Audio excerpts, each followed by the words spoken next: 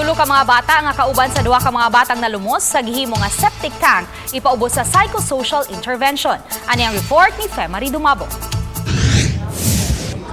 Matod ni Filipa Solana, Talisay City Social Welfare Officer nga gikaistorya niya si Noah J. Ang mangod sa mga biktimang sila si Mark Eman ug Nathaniel Yamedo. Gitakda sunod si manang himong stress debriefing o counseling kang Noah J ug sa duha nila ka mga igagaw.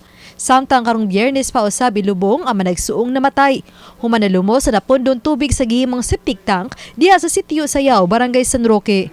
Matod ni Solana nga gitubag na tanan sa kagamhanang lokal ang panginahanglanon sa pamilya hangtod na sa paglubong.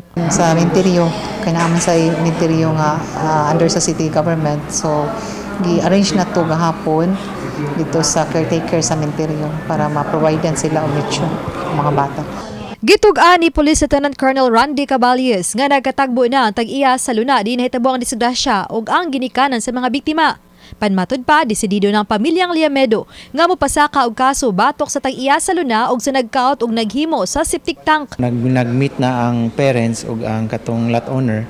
Nag-abot dito sa office ni Barangay Captain. Then initially ang parents naka-decide nga mo pursue og sa kaso. Then karon as gi-propose ni Mayor nga joint ta sa city legal team.